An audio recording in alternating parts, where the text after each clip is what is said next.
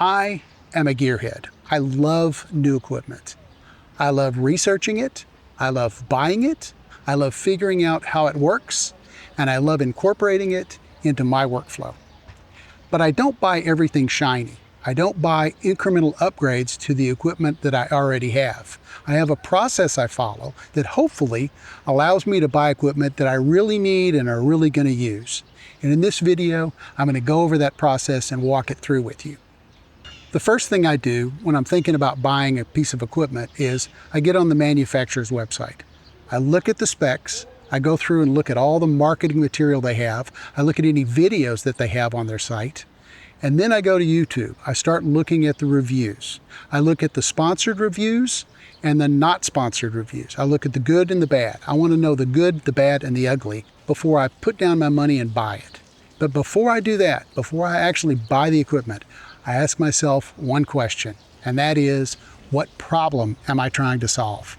Because if I don't have an answer to that question, there's a good chance I'll buy it, use it a couple of times, and it'll go on a shelf and gather dust. This equipment's too expensive to do that. I want to use it, so I have to have an answer to that question. My video journey started many years ago. My first camera was a portable camera that had a cord that hooked to a tape machine. It was 200 lines of resolution and black and white. So obviously that's been a while. Since then, I've upgraded through most of the formats that have been out there for years. I started out with VHS, then SVHS. I moved to 8mm tape, then to high 8. I finally went to DSLR, and then now I'm on mirrorless. And in all those cases, I asked myself the same question. What problem am I trying to solve? In the early days, the answer to those questions was pretty easy. Better picture quality and better specifications. Moving to VHS, picture quality and color. SVHS, better improvement to picture quality. When I got to 8mm and high 8, the upgrade was not only picture quality, but I was able to take all of my footage, put it into a computer, and begin editing on a computer. That was game-changing. That was probably the biggest upgrade I'd ever done. From then, I moved to DSLR, and at the time, these were cameras that were still cameras that did video as kind of an afterthought. I had 720p on the first DSLR, and then I got 1080p on the next one. From then, the next camera I thought about, probably around 2017, I started looking, thinking, you know, I really want 4K. I really want a camera that's more specific to video than still that had video kind of thrown into the back of it as an afterthought. I looked at the Panasonic GH5 and followed my own process. I started looking at the manufacturer's website, looked at the specs, looked at the marketing material, then I got on and started looking at the reviews. The reviews were great. Sponsored, non-sponsored, they all were pretty much in agreement that this was a great camera. It was definitely more centric towards video than it was stills. It had a lot more picture quality improvements for me.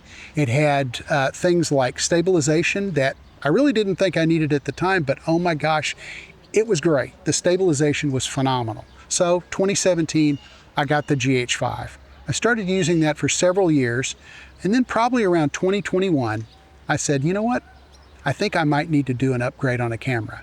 So I started looking around, and this is around the time that Sony released what many content creators and filmmakers were saying was the holy grail of cameras, which was the Sony a7S III. So again, I went through, looked at the manufacturer's website, looked at all the specifications, looked at the reviews, sponsored and non-sponsored. And by the way, one of the best reviews on the a7S III, if you haven't looked at it, Gerald Undone did a review that went over the a7S III in great detail. Went over the specs, operation of it, the settings, looked at all of his charts of how to see how great the video looked. He did a phenomenal job in that. If you get a chance, you might look at it. It's about an hour long, and it's about 4 years old. But it's a great video that goes over everything about the a7S III. He went into great detail, and that really was one of the ones that kind of sold me on it. Now, this particular upgrade was going to be costly because I was moving to the Sony ecosystem, meaning I had to buy the camera body, I had to buy the lens, had to buy accessories, batteries, everything. Nothing in my original GH5 kit that was specific to Panasonic would transfer over. So it was a big challenge for me.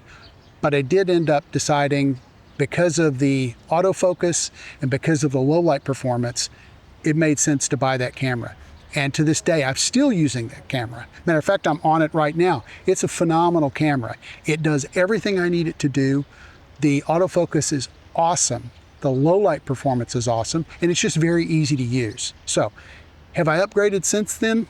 I've thought about it. I've had several cases where I look at cameras and think, do I really need to get this? I go through the whole process and I decide, okay, maybe I want to buy this. But then I ask myself that one question: what problem am I trying to solve? And honestly, I don't really have any problems now that aren't solved by the A7S III. Have I bought other cameras since then? Yes. I've gotten a Pocket 3, and I've also got an Insta360 X5. Those cameras are great, but they don't take the place of the A7S III. It's really been the workhorse of my kit for a while. Do I think I'll upgrade the A7S III at some point and get a different camera? Probably, but for now, I'm very happy with that. What do you do when you're trying to buy new equipment? Do you go through all the reviews? Do you do all that stuff? Or you just go out and buy whatever's the next shiny thing or the next incremental upgrade to the equipment you've got? Let me know in the comments. Thanks for watching. If you like the video, go ahead and hit the like button. It doesn't cost anything and it really helps out the channel. Also, you might consider subscribing because I do make a lot of content like this. Until next time, thanks for watching, and we'll see you in the next video.